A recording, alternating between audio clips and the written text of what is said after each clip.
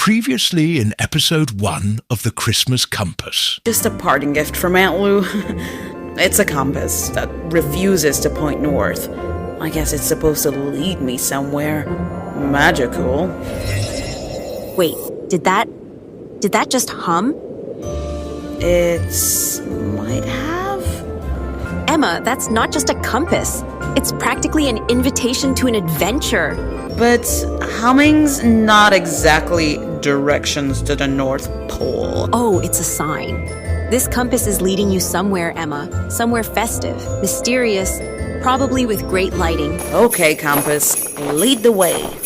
And if this ends up being a very elaborate prank, Aunt Lou, I owe you one. There, on the old oak tree by the church, a small, nearly invisible symbol etched into the bark.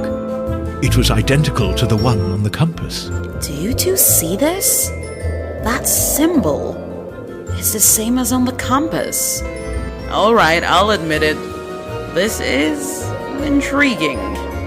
It was just enough to make her think maybe Aunt Lou was onto something after all. But what was the compass leading them to? The quiet streets of Salem, Massachusetts in the early evening. Snow falls lightly as Emma, Lily, and Nate follow the compass's direction through the winding, lantern-lit streets. Emma Carter was many things. A writer, a reluctant adventurer, and now, apparently, a tourist in her own country. The compass had led them to Salem, Massachusetts, of all places. Snow-covered and lantern-lit, it felt like a town on the brink of a holiday postcard. And to her dismay, Emma was feeling intrigued. Let me get this straight. The compass led us to the heart of ye old Christmas tourist trap, because if I see one more Christmas wreath attached to a witch's hat, I might file a formal complaint. Emma, this is the perfect place for holiday magic. It's practically bursting with overpriced cider, haunted hot chocolate. I'm just saying, I expected more mystical and less retail. They turned a corner, only to find a small, tucked-away alley with a solitary, elderly woman bundled up in a heavy coat.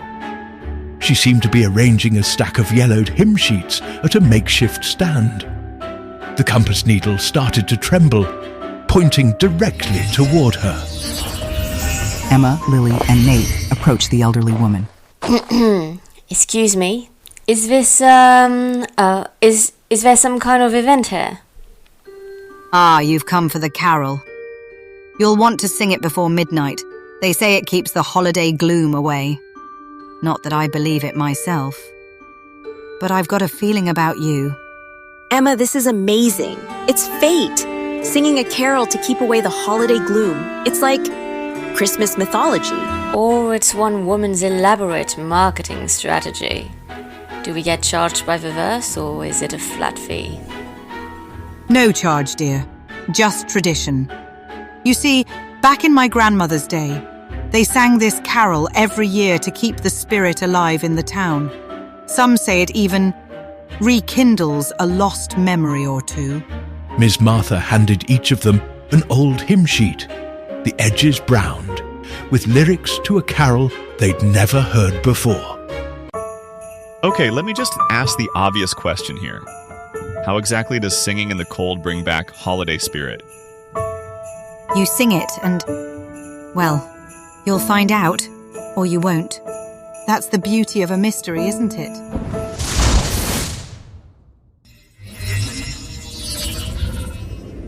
The group stands together in the small alley, shivering slightly as they stare at the hymn sheet. All right, team, let's give it a go. Come on, Emma, it's for holiday spirit. You know, if someone told me last week I'd be standing in a back alley singing to stave off holiday gloom, I'd have asked them what they'd had for breakfast. But here we are. And as they sang, something strange happened. The lights seemed to flicker.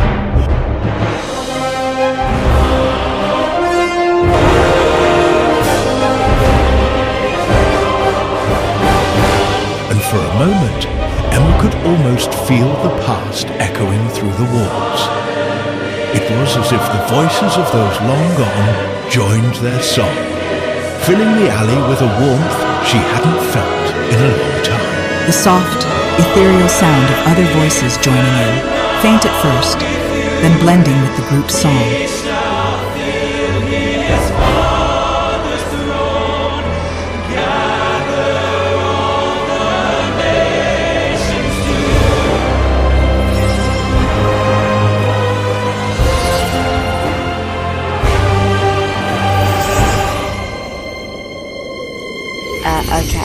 Did anyone else hear that, or have we officially crossed into haunted holiday territory? If I find out this is some kind of hidden speaker trick, I'm asking for a refund. That's the spirit of the season, dear. You can't explain everything. Sometimes you just feel it.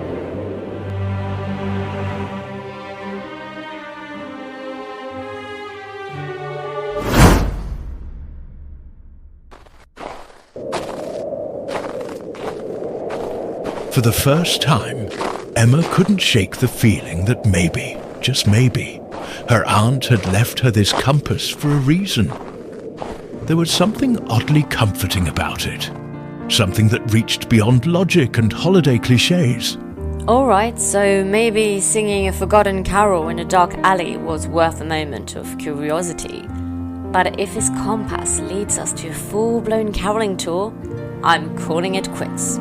Emma, I think it's leading us to exactly what we need. Maybe even what you need. Isn't that worth following? And as they turned to leave, the compass pointed in a new direction,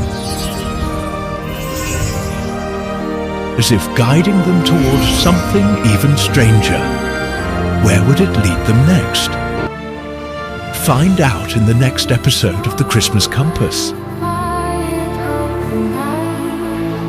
This was episode 2, featuring the talented Sophie Karl as Emma. If you're loving the adventure, don't forget to follow, review, and subscribe, because there's so much more magic ahead. See you in the next episode. Follow the stars, let the journey begin. The light of the season.